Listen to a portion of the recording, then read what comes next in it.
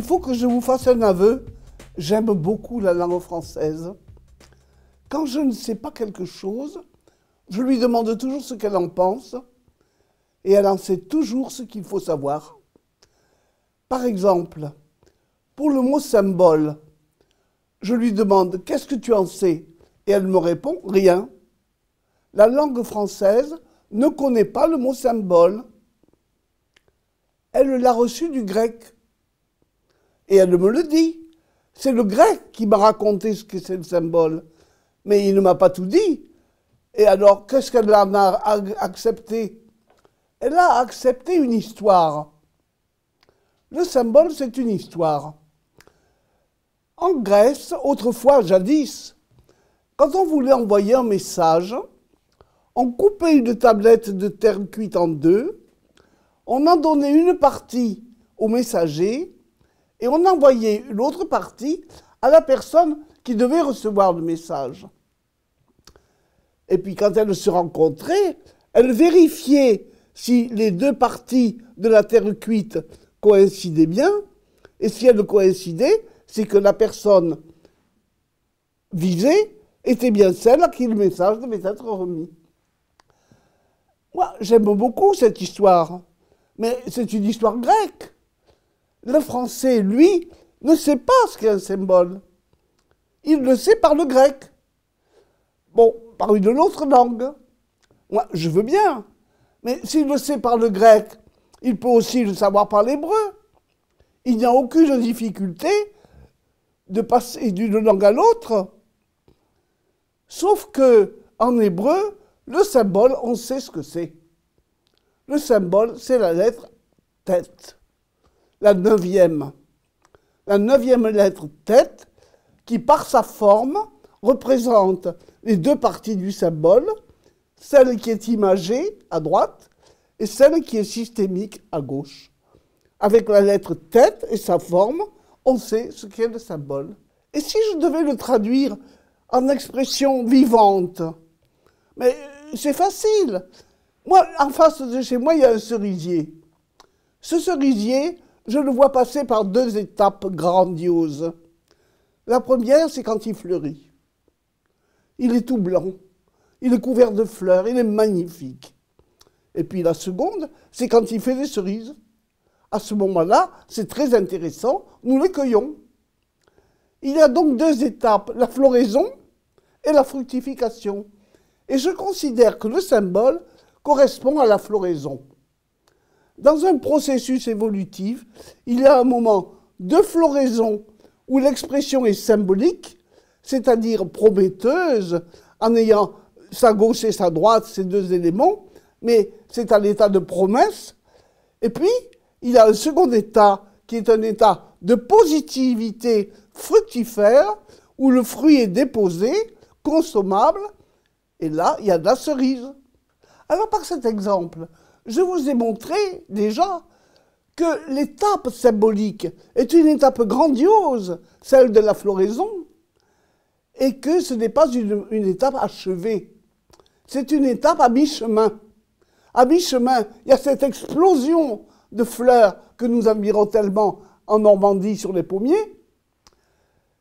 Et ensuite vient l'étape où les fleurs se transforment en pommes et où on fait la cueillette du fruit. Il y a donc deux étapes. Et l'étape symbolique est à mi-chemin de l'évolution complète du projet qui est le fruit. Alors quand j'ai un symbole, je dois absolument procéder à une opération supérieure qui transforme la vision florale en un fruit consommable. Donc le symbole n'est qu'une étape à mi-chemin de la pensée. Je trouve que c'est très intéressant parce que la vie, le temps, nous parle toujours en événements. Et ces événements n'ont de sens que si ce sont des symboles. Parce que sinon, on ne sait pas quoi en faire.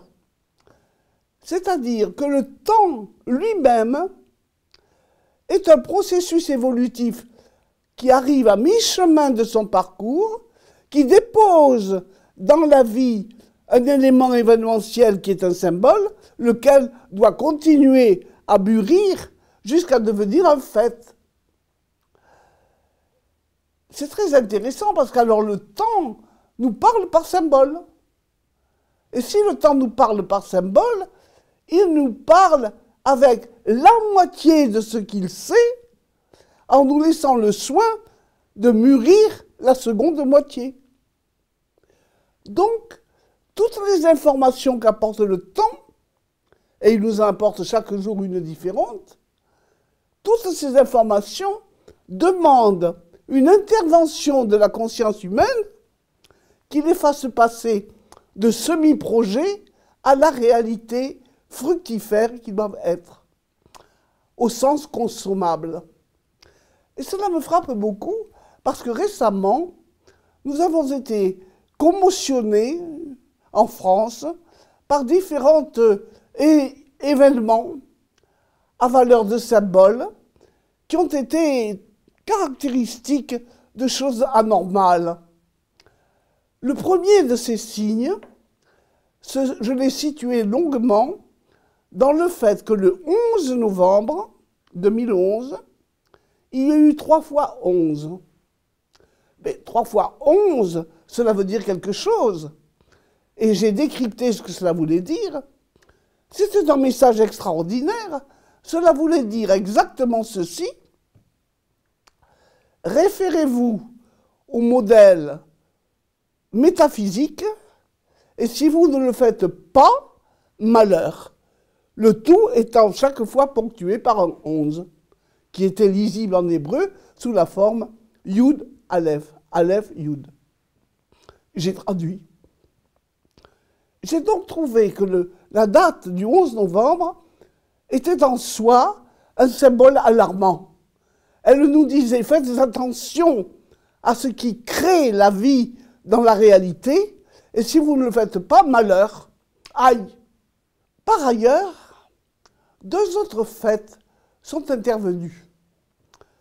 L'un d'eux est assez extraordinaire. Il s'est produit il y a quelques jours.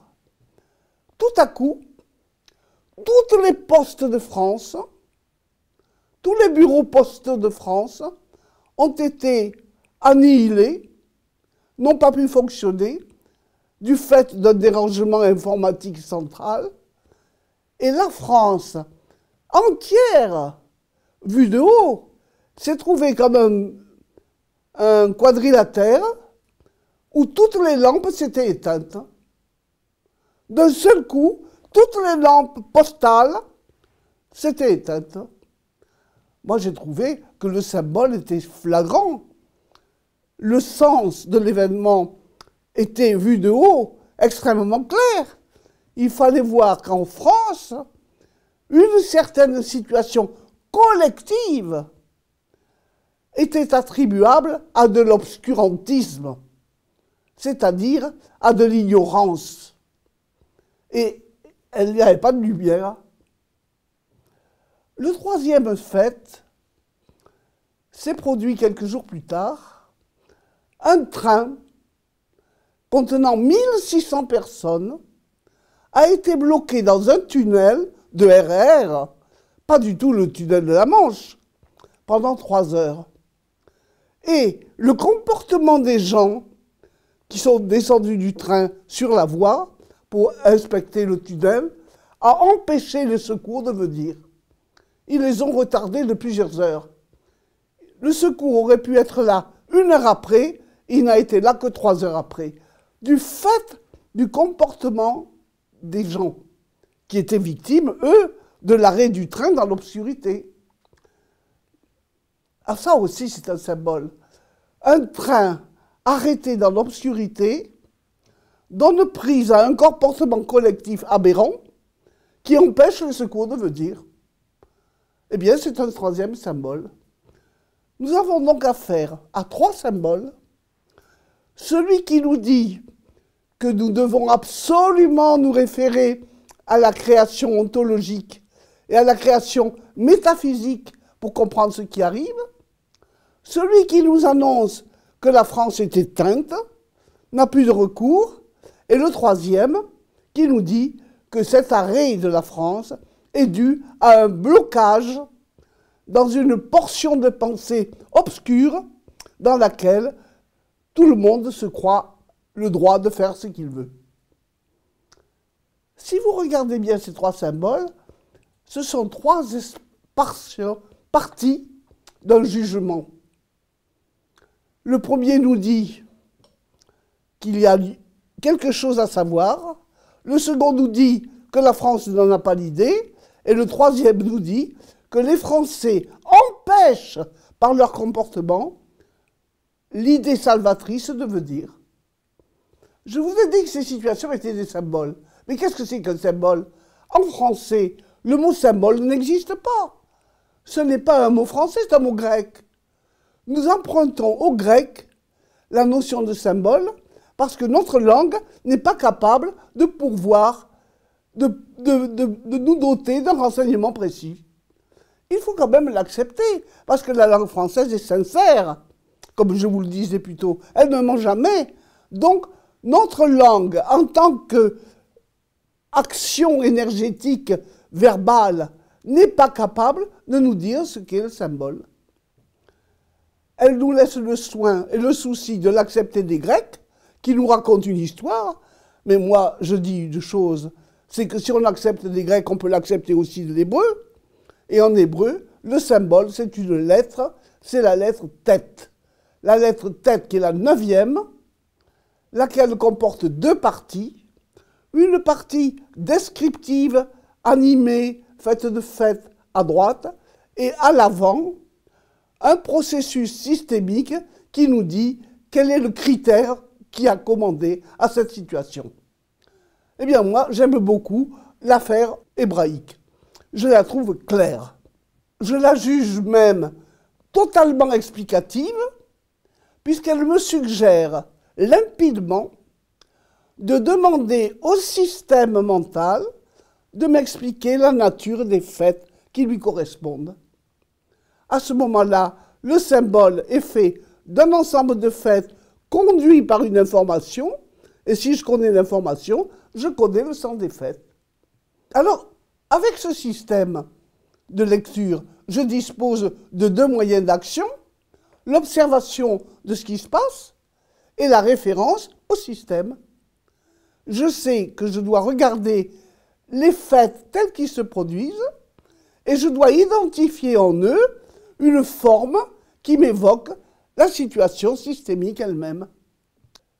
Et justement, c'est le problème.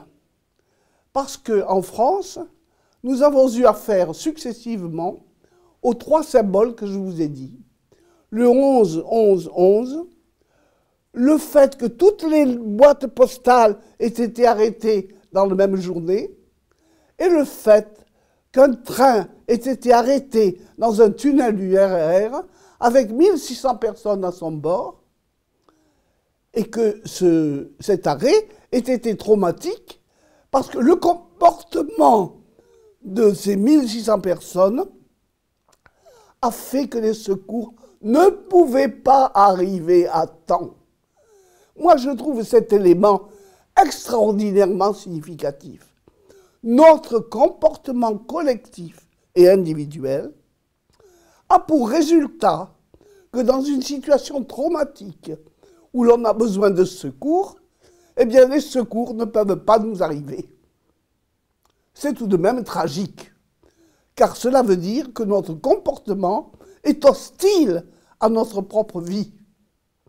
Il faut corriger ces choses-là. Il est certain que dans cette relation, nous sommes sollicités de savoir ce qu'est la crise en tant qu'elle serait elle-même un symbole. Un symbole de quoi? La crise dans laquelle nous nous enfonçons, qui a l'allure d'être financière, bancaire, capitaliste, et surtout obstinée, profonde, sans fond, car elle augmente tous les jours, sans trouver aucun remède. Cette crise, peut-être, est-elle le symbole d'autre chose? Si on regarde l'évolution dans le grand cadre biologique des espèces, on ne voit nulle part qu'il y ait de crise. les espèces se succèdent, l'énergie passe de l'une à l'autre sans problème. On ne voit pas qu'à un certain moment, l'énergie s'enfonce dans un trou et n'en sort pas. Cela ne se produit que dans le régime social où les hommes interviennent. Il semble donc que la crise soit un événement dû à notre comportement humain qui n'est pas conforme à ce que la nature sociale, le projet social, le projet orthogénique de la réalité veuille pour lui. Nous sommes donc en porte-à-faux avec le réel. Et ça, c'est très grave. Et il faut savoir en quoi. Pour résoudre cette énigme, il faudrait savoir quelque chose. Il faudrait savoir de source sûre, essentielle, quelle est la nature du réel. Parce que moi, si j'écoute les scientifiques avec le Big Bang, comme c'est pas sûr, en plus, ils ont un autre projet. Et puis avant le Big Bang, il y avait d'autres thèses. Du côté scientifique, on n'a aucune assurance. Et du côté sacré, on a une assurance. C'est que l'organisme de la création est dû à la mise en œuvre d'une seule notion, une notion absolue, unique, qui est l'alphabet hébreu. Alors, avec l'alphabet hébreu, je dois savoir ce qu'est la crise.